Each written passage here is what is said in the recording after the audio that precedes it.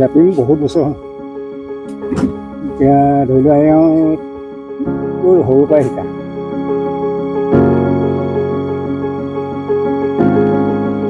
এইটো চখতে বনাই শিকি পালোঁ আৰু তাৰপৰা এৰিবই নোৱাৰে।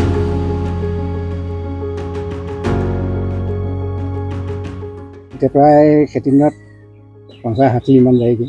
আকৌ আন ছিজনটো আহি থাকে, গোটেই বছৰটো বনাই থাকিম আৰু ধৰি লোৱা।